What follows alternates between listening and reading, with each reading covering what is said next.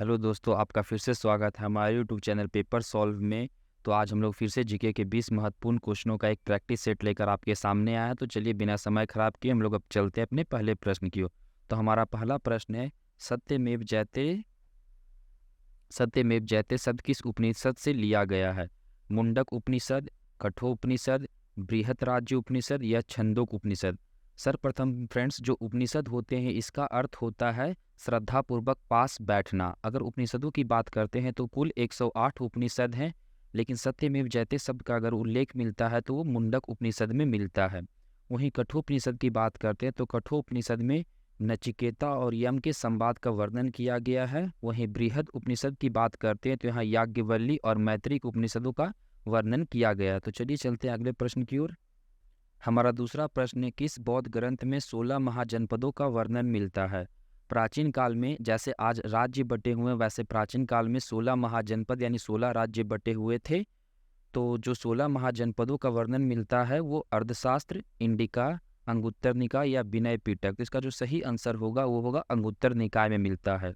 वहीं अर्थशास्त्र की बात करते हैं तो ये राजनीतिक से संबंधित पुस्तक है जो चाणक्य द्वारा लिखा गया। वहीं इंडिका की बात करते हैं तो इंडिका मेगास्थनीज द्वारा लिखा गया, जिसमें मौर्यकालीन भारत के समाज, नगरों और भूगोल का वर्णन मिलता। वहीं विनय पिटक बौद्ध धर्म से संबंधित पुस्तक है।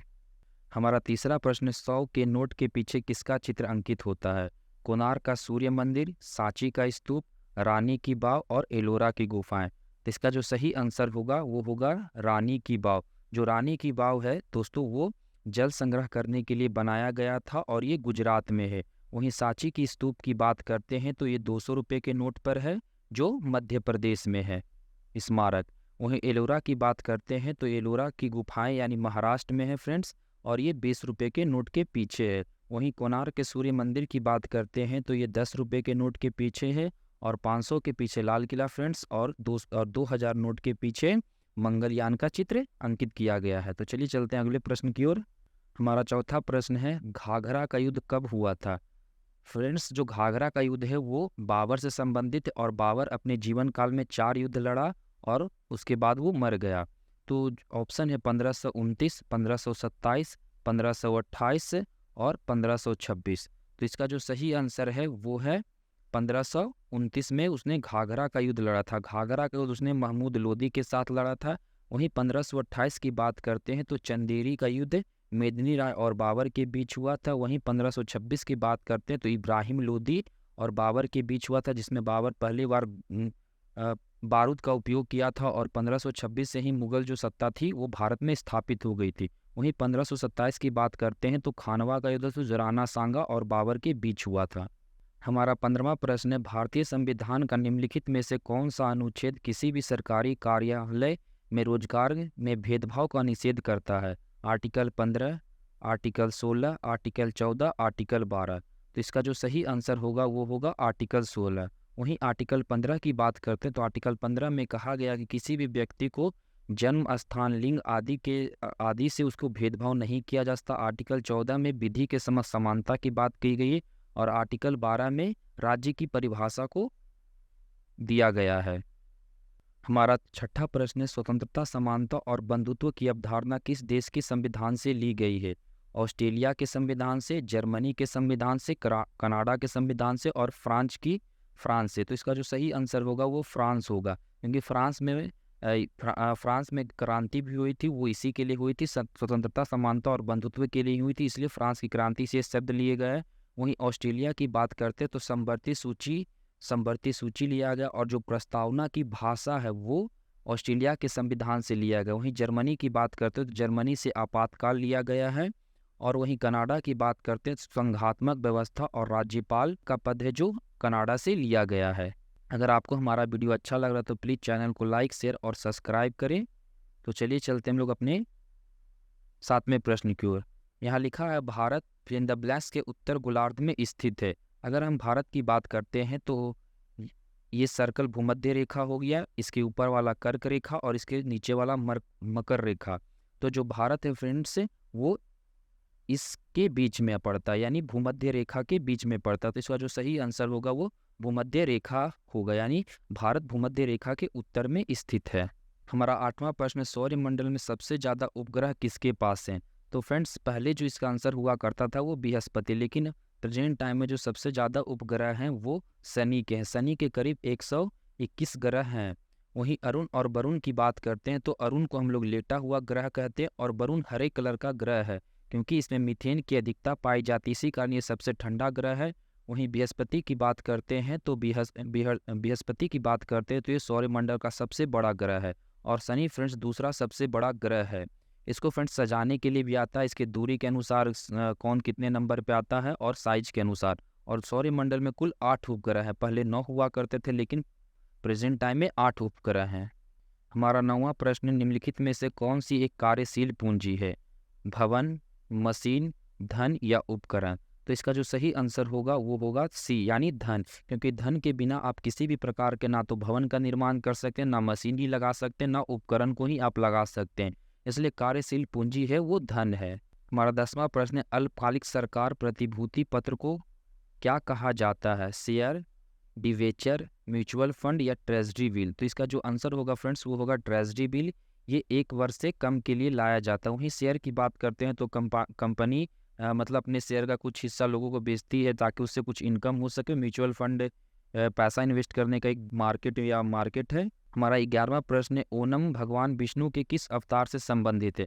सबसे पहले फ्रेंड्स जो ओणम होता है वो केरल राज्य में मनाया जाता है और भगवान विष्णु के 10 अवतार माने जाते हैं।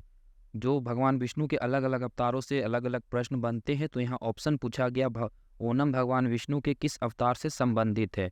वामन, नरसिंह, परशुराम और बराह अवतार? इसका जो सही आंसर होगा फ्रेंड्स वो वामन होगा। जो वामन है भगवान विष्णु के 5वें अवतार माने जाते हैं। वहीं नरसिंह की बात करते हैं तो चौथे, ये साउथ इंडिया में बहुत ज़्यादा पूजे जाते हैं। वहीं परशुराम की बात करते हैं तो ये 6ठे अवतार हैं। वहीं बराह अवतार की बात करते हैं तो ये 3रे अवतार हैं। हमारा 12वां प्रश्न है, मधुबनी चित्रकला का संबंध किस राज्य से है? देखिए फ्रेंड्स, हर राज्य का अपना अपना कुछ ना कुछ चित्रकला होता है जिसमें वो अपनी विविधताओं को दर्शाता है, यानी वहाँ के कल्चर को डिफाइंड किया जाता है। तो मधुबनी चित्रकला का संबंध किस राज्य से? तो ऑप्शन है बिहार, आंध्र प्रदेश, पंजाब और महाराष्ट्र। इसका जो सही आंसर है वो है बिहार। वहीं बिहार में मिथिला पेंटिंग भी होती है और जादू पटिया पेंटिंग है वो झारखंड और बिहार दोनों में होती है। वहीं आंध्र प्रदेश की बात करते हैं तो कलमकारी जो चित्रकला होती है वो आंध्र प्रदेश में होती है। वहाँ पंजाब में फुलकारी चित्रकला होती है और महाराष्ट्र का बार्ली चित्रकला बहुत ज़्यादा फेमस है। हमारा 13वां प्रश्न है, मौसम विज्ञान संस्थान किस राज्य में है?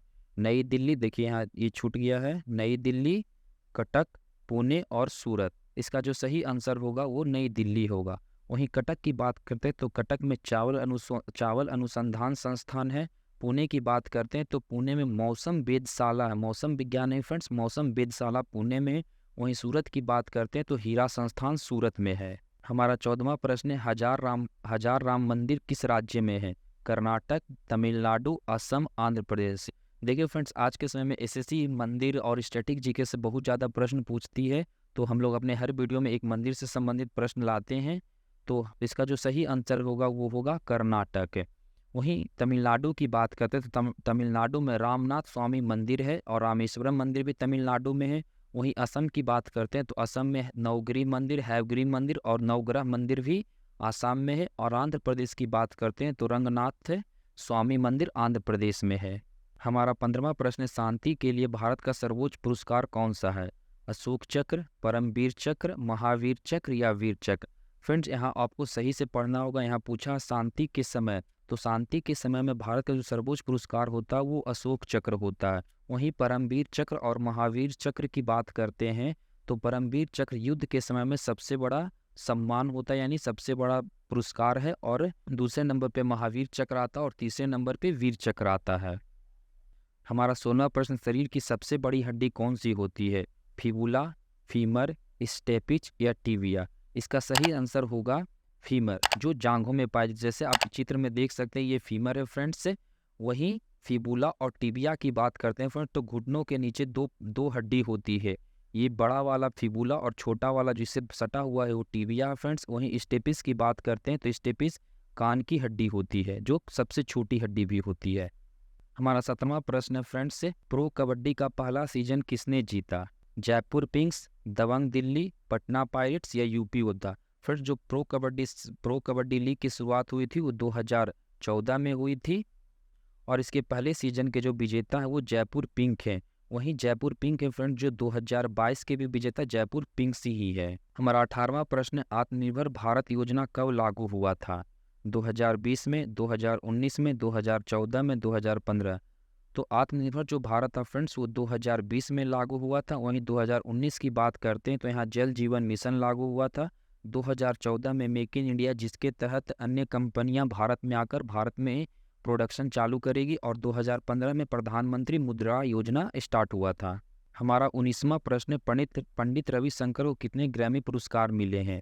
3, 2, 6 और 4? तो फ्रेंड इसका जो सही आंसर है वो है 3। पंडित रविशंकर को 3 ग्रैमी पुरस्कार मिले हैं। हमारा 20वां और इस सेट का आखिरी प्रश्न है फ्रेंड। तो अगर आपको हमारा वीडियो अच्छा लग रहा है तो प्लीज़ चैनल को लाइक, शेयर, सब्सक्राइब करें, ताकि ज़्यादा से ज़्यादा लोगों को ये वीडियो मिले और सभी लोग इसका लाभ उठा सके। तो हमारा आखिरी प्रश्न है, भारत में राष्ट्रीय खेल दिवस किस तिथि को मनाया जाता है?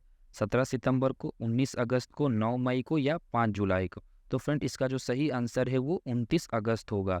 जो राष्ट्रीय खेल दिवस है फ्रेंड्स ये मेजर ध्यानचंद की याद में मनाया जाता है। पहले इसे राजीव गांधी खेल रत्न कहा जाता था, लेकिन अब इसे राष्ट्रीय खेल दिवस यानी मेजर ध्यानचंद के नाम से ये दिया जाता है, और ये 29 अगस्त को मनाया जाता है। तो चलिए फ्रेंड्स, आज का हमारा क्लास यहीं खत्म होता है। अगर आपको अच्छा लगा तो प्लीज़ चैनल को लाइक, शेयर और सब्सक्राइब करें। हम लोग मिलते हैं वीडियो के अगले भाग में।